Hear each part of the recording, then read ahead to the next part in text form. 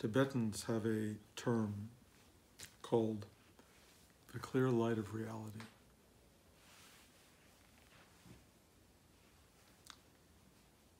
And in a sense, some people try to establish a metaphor that goes into movies and cinema, which I think is worth referencing.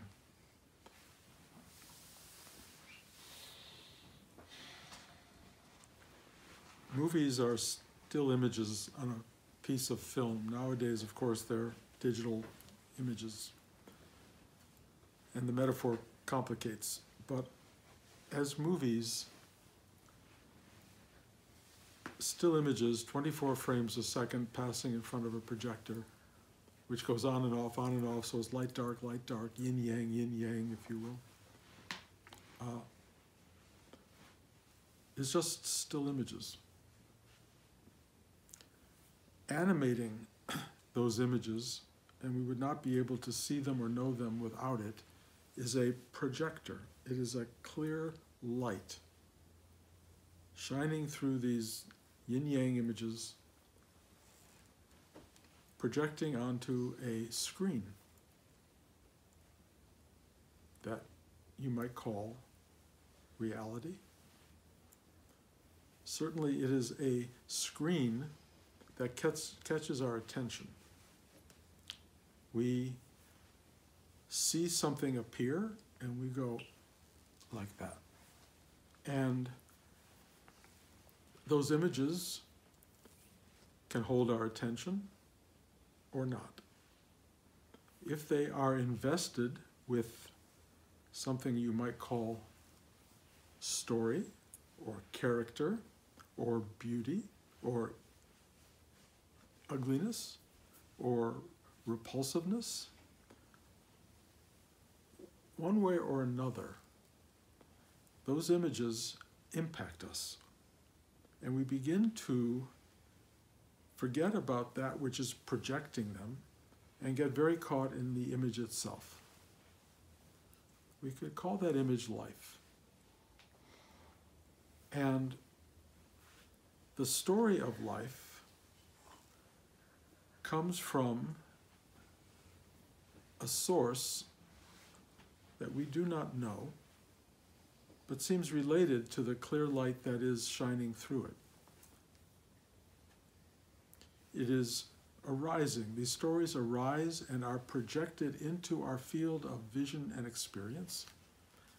And our life is a relationship with those images.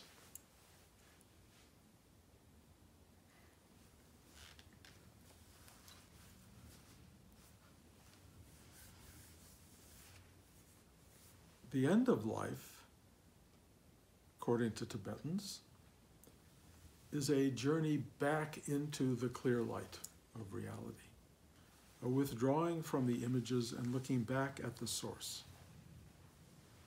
But they say very specifically, very few people can handle that experience, that vision of such blinding clarity. That for most people it lasts that long.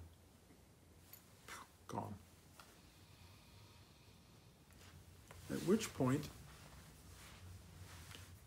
the journey into reality gets enfolded in still more imagery.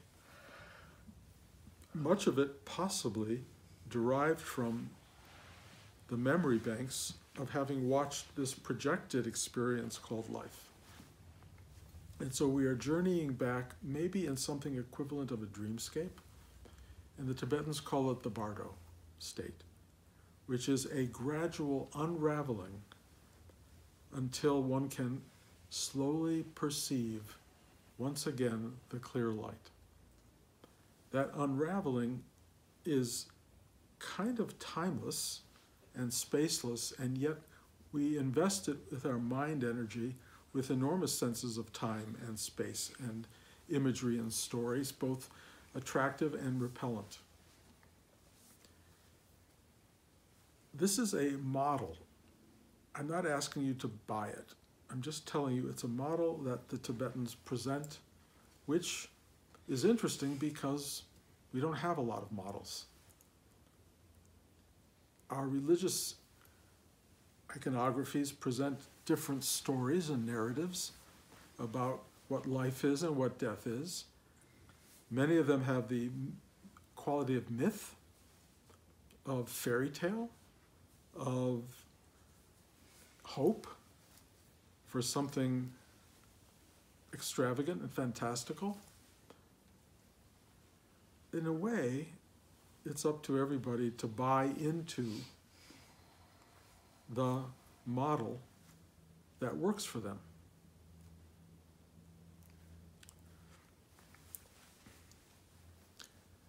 One of the experiences of evolving spiritually is the disintegration of all models.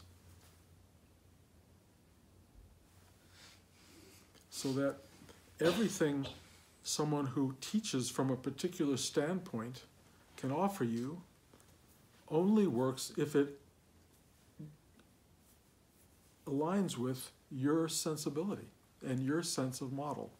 And if it doesn't, of course, you will move on to the person or the teacher or the priest or the rabbi or whoever it is that presents the new model that gives you a feeling of comfort and security and wisdom and knowledge and whatever it is you need to believe to hold on to this unknowable unfolding of something.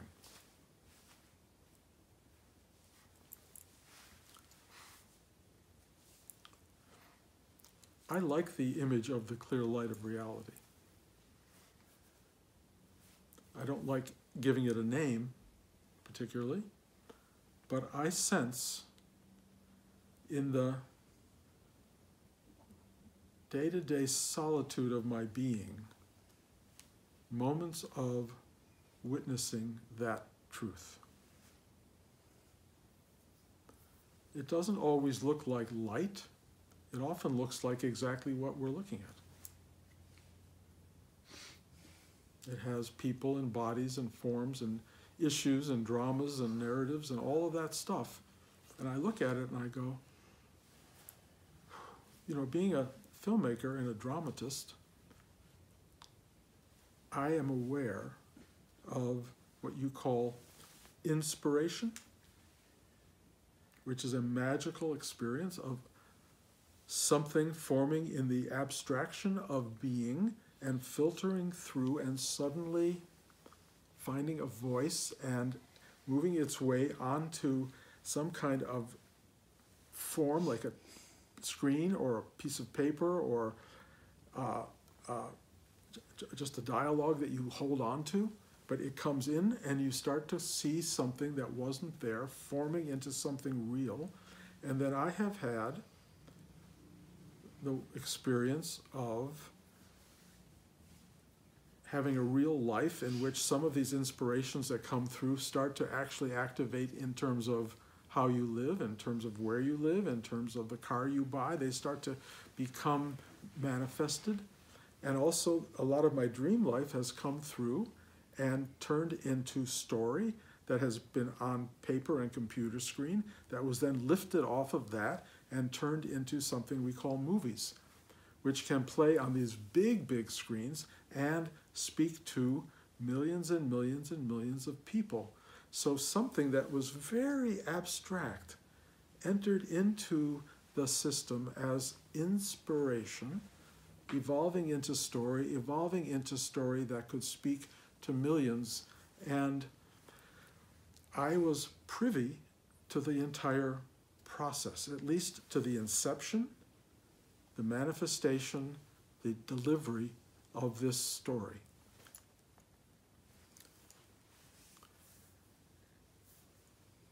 I look at story and I look at inception as being part of the same continuum. In other words, I am aware that what is also connected to the very source of being. That it never is far away. It is unfolding into something that has manifested life and energy, but it is also constantly reforming its moment-to-moment reality based on something that, in a sense, is being broadcast or delivered in some way to the psyche of every person.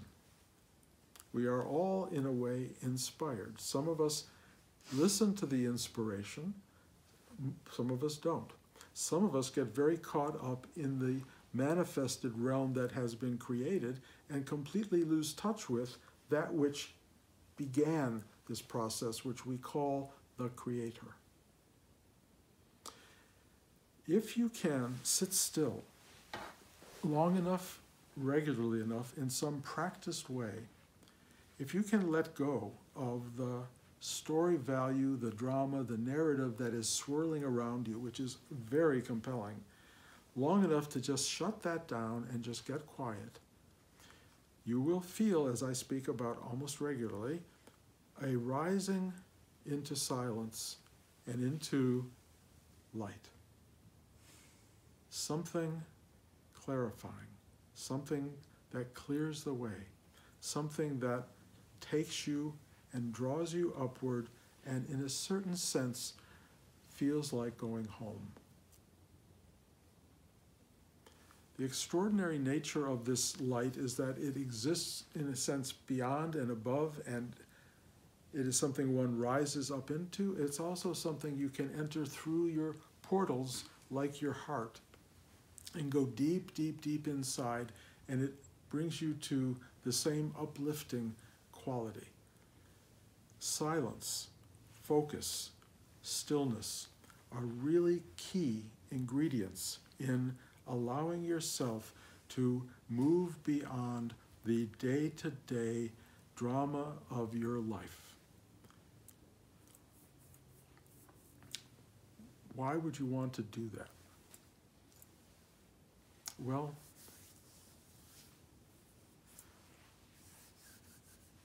maybe you don't. For many people, life is an amazing experience. It is filled with things that make the journey completely worthwhile. You know, love, connection, otherness, touching, the physical manifestation of indefinable,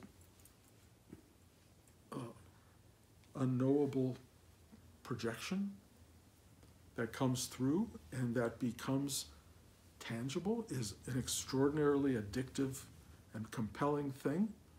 Life is very powerful, but it also has within it a due date or a discard date when it falls apart. And it's a natural process, and it is something we all go through, but it is filled with something that Buddha called suffering. And it's filled with suffering because this manifested state is so compelling. It is so addictive. It is so filled with fascination, beauty, all of these things that we come to want to hold on to, and yet, to the degree that we squeeze them into our being, they still evaporate. And as they evaporate, we will experience loss. And so the great teachings essentially say, don't hold on. Be present with, experience, touch, love, but do it in a way that frees everything rather than holds it. So that everything that comes through comes and goes just like you do. Easier said than done. Most people get lost in the maze of manifested time and space reality. Most people do not see the flickering of the images that are telling the story that make up our lives.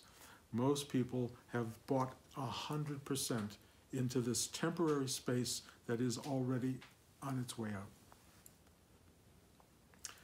trying to turn people into this inner vision and into this looking at the source and seeing the light coming through that animates all of this is hard to achieve.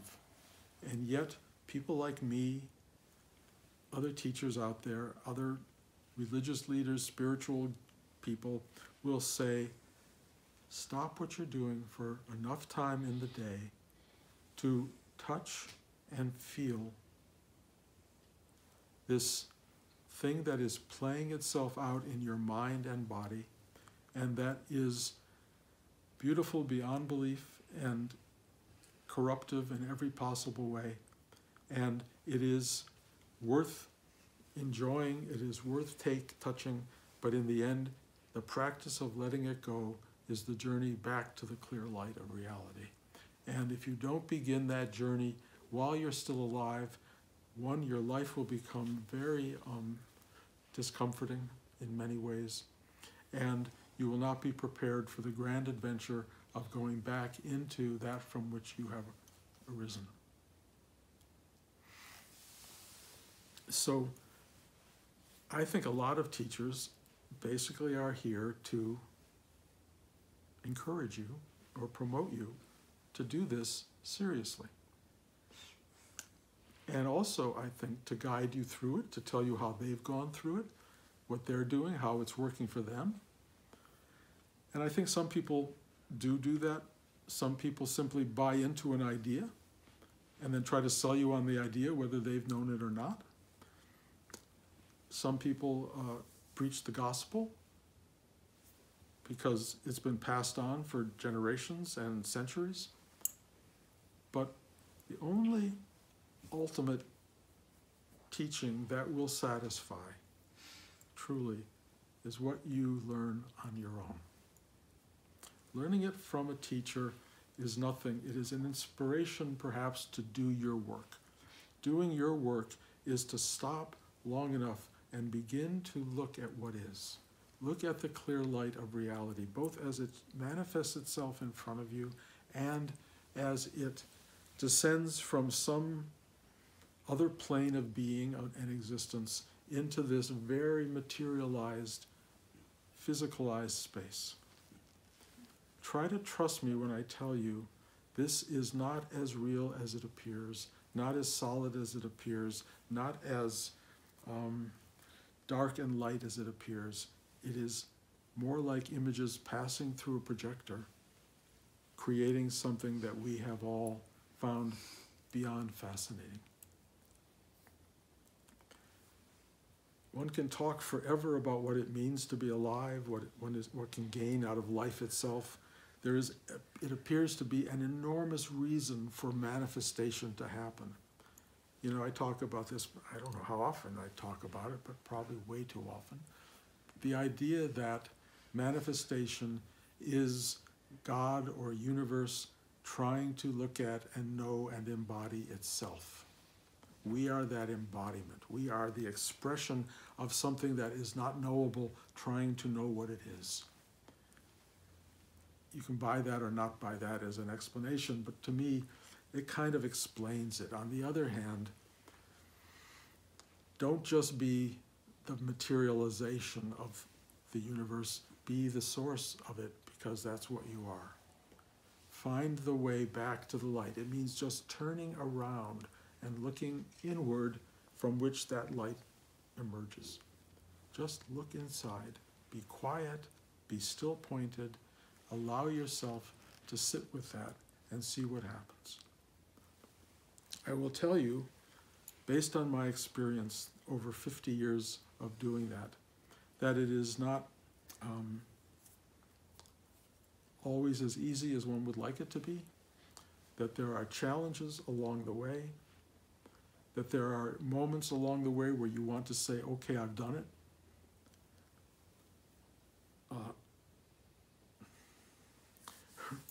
Rudy used to joke about this idea. He said, you don't want to end up with your picture in Life magazine and your house up Schitt's Creek.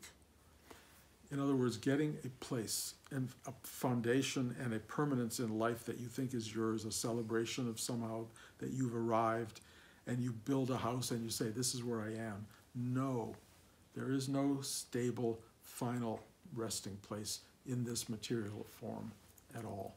This will ultimately internalize itself, disincorporate itself, and return to source.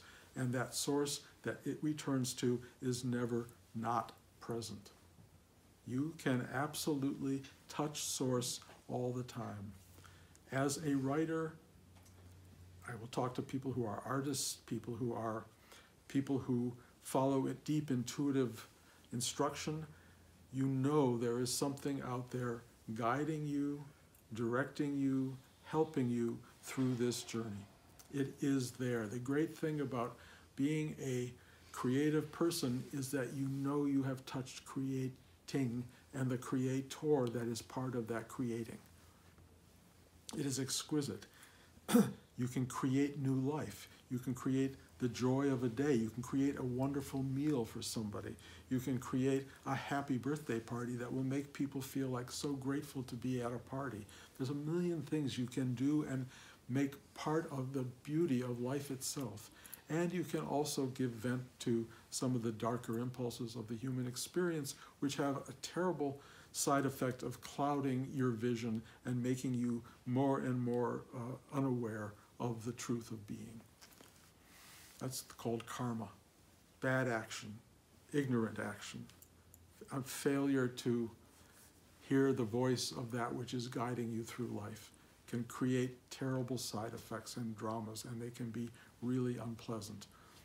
If you have fallen into that trap, the only salvation is to know you're trapped and to ask for help, to seek out guidance, to basically ask for the ability to be redeemed, the redemptive wish, the redemptive action, to turn around the thing that has happened, to turn you around back to the light. It is possible. The light is available, shining through, projecting all of this. Even your story of falling angels is a story of redemption if you use it right. You can redeem who you are. It's never too late to do that. The great human stories are stories of people who have fallen and risen. I love the image of the clear light of reality.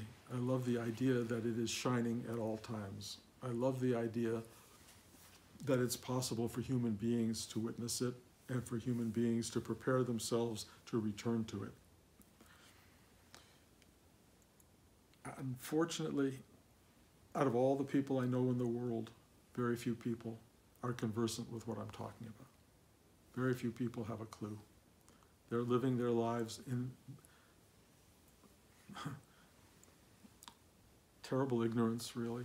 I was going to use the word abysmal ignorance, meaning that they are caught up in human suffering and telling themselves stories up until the last second to try to make that suffering somehow bearable. It's fine.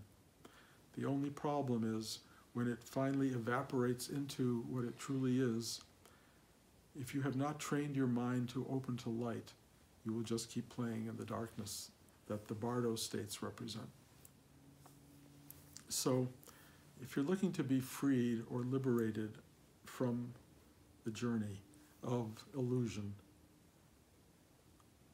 turn inward, take the time, sit still, open your heart, ask for help, reach into this still pointedness, and let this inspiration of deep love and beauty come through you and animate the materialized aspects of your life. It's something we can all do. It's something that is why we're born, in a way, to bring that light into the world. It's your job, it's my job, it's our job. And the thank you that occurs for having lived it well is to return back to that source and feel reabsorbed by that from which you emerged.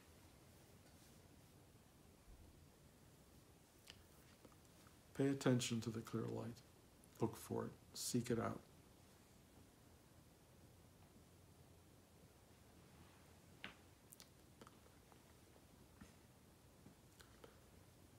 I will tell you there's a simple path called love that is the manifestation of the light. Goodness is a manifestation of the light. And a sense of being true to yourself. These are pathways. Follow them inside. And if you sit still enough, just silence itself will lift you up into it. But you have to be a participant. You have to make the effort. You have to bring yourself to the table. Otherwise, you're just an automaton going through the day-to-day experience of manifested life without a clue to who you are or why you're here. Try to get on board. Thank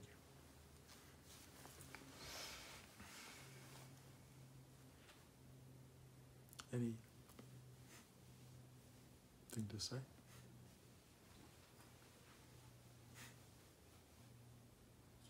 Early on, you said that, well, maybe you didn't say it, but first of all, my sense is that Kundalini, the power that is a big part of this, or maybe even the same thing, is another metaphor for the light, is Kundalini. And that power itself is very frightening, simply because of its power. Kundalini is an uprising energy. In its most positive aspect, I call it the energy of awe. Every energy I'm talking about is ultimately terrifying on some level because it all aims at annihilation of the thing we think we are. And that's where terror comes from. And we are biologically constructed beings. And we are trying to recognize that we are something even beyond that. And that our material form is a temporary gift. And the return to being light has to annihilate everything that isn't light. And not that our bodies aren't composed of light, not that our minds aren't composed of light, but it is a kind of structured version of that that thinks that it knows something that ultimately is misguided by the fact that we have a very small perception of a very large event. And that very small perception, it can only be expanded by the loss of the smallness. And if you can let go of what you think you know and what you think you believe and what you think you are, including the physical material entity that you believe yourself to be, if you can let go of that, not easy and will bring about moments of terror, of absolute terror in doing it. But if you can be able to annihilate the image of yourself, you will see the truth of yourself, that which is being projected, that which is the projector of who you are and what you are, and then the realization that grows that you are that light, and that the littleness of you that you're defending is the obstruction of that, is the limitation of that. And it wants you to be that, it wants you to have, it's created us for some dynamic purpose. So this journey away from it, the journey into awakening, into clear light, is clearly not on the table for everybody. Because life wants to sustain the illusory nature of itself because it seems to revel in that expression. But for those who got to a point of saying, okay, I get it. You know, there comes a point where you're able to begin the journey out of the delusion, if you will. You know, there's the image of the wheel of life and death, you know, that spins around and people are caught on it for eons of time until you're not. Until you finally say, okay, I'm done, I did it. I've been there. I get it in all of its forms. It doesn't completely satisfy anything. It's just, it has beauty and it has terror. It has everything. Once you've tasted it enough, you just go, okay, and you enter into a different phase of being in relationship to the light. I believe they talk about liberation and freedom from all of that, but I'm not sure if it isn't just a profound acceptance that just is no longer in opposition to what is. The lack of opposition to what is changes the dynamic, and you just witness it with a kind of Kundalini-like awe. You just go all the time, as much as you can. And the part that is not witnessing that, or the part that is struggling still, that's the part that you're going to have to keep working on. That part of you that is hiding, fearful, believing in systems that are trying to protect it, you have to let go of all that stuff. You just let go, and you become so raw and so available and so thy will be done that you become, I guess, what they call in this world saintly. Somebody who's just working it out, really working it out. Most people are not working it out. They don't even know there's something to be worked out. They will go through life and death, life and death, life and death, life and death, birth and death, birth and death, over and over and over, according to certain paradigms. And at some point you go, okay, got it. And it's a really interesting experience, finally withdrawing from the compulsion of being in that space. You know, I'm an Oscar voter, and I have to, on my mind, watch all the movies in order to vote, because otherwise you shouldn't vote. And I've always been very good about it, because it seems like a very special place to have arrived, to be a very small club, you know. And so the other night I'm watching the Oscar shorts, and I've seen most of everything else. And I'm watching these shorts, and I am going, these are the most depressing, awful, demeaning movies I have ever seen in my life. They were so horrifically dark. And I'm watching this and going, okay, I don't know why I'm watching this. The first one finished, and I just thought, I can't take another breath. I mean, I won't go into how horrific these things are, but then the next one came in, it was worse. And they had 5 of them. 4 of them were children in horrific situations, beyond understanding. And when the 5th movie came on, and I started to see yet one more manifestation of this, I just said, I am done. And I turned it off. That was liberation. I am sorry that I saw those first 4, because those films were, maybe they speak to the human condition. Maybe life is as awful and horrific as they depicted. I think perhaps it is. But I was done watching. I had this power, and I really was grateful for it. I just said, nope. And that's the only real power I have in life. I can either engage, be overwhelmed, be sucked in by the nature of the world, or I can go, nope. And it's amazingly liberating. I'm not voting for that category. I don't care who wins, because nobody wins. Life may be as dark and awful as they depict. I think on some levels it is, but there are other parts of life that are not that. And if I'm going to vote, I'm going to vote for joy and love and beauty and the connectedness of human beings, and that's what I'm looking at. And I know the other part goes on, and I don't in any way deny its reality. I think life sucks for many people in many ways, but I also believe that at the core of that suckiness, there are moments of real connectivity. I mean, again, I saw all the Oscar documentaries. Another world of deep darkness.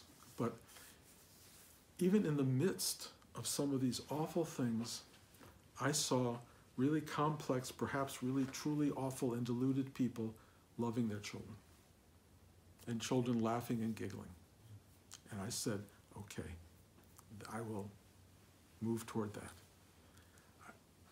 I don't pretend to know the why of the light and dark that are at play in our world. I don't pretend to know. I just know I have within me a passageway to a refuge that looks at all of it and can go, nope. And that's taken 50 years to arrive at, of practice. Nope. And there are days I struggle with that, because you have the world around you as a movie and you have the world that you live. And then you gotta go, nope. And I'm getting better at that too, because I have stuff that hits me at 4 in the morning. I've talked about it in talks from long ago that are not always voices I want to hear. And I've started going, nope. It's a great power. It's a great tool to just go, nope.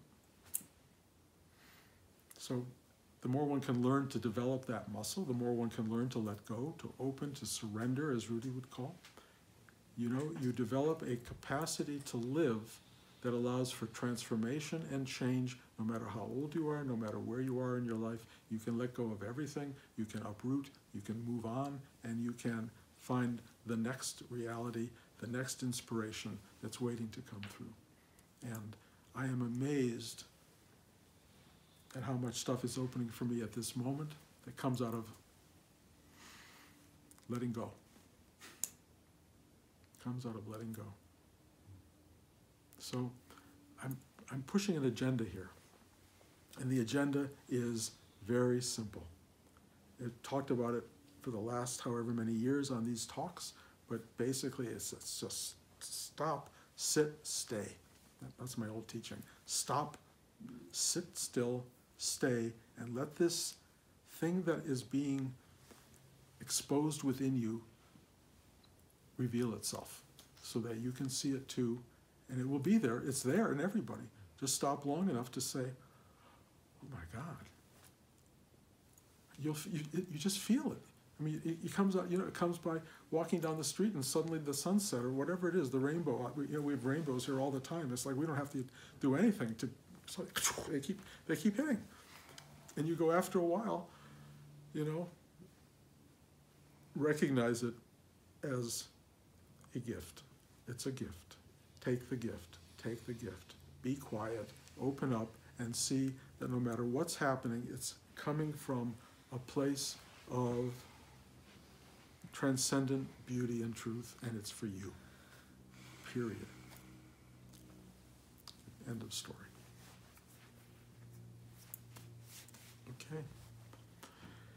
Okay, thank you. Next week we're in LA, and then we're back again. Is there a class next week? Did you? I think so. Okay, so there'll be a class here next week. We're in LA, and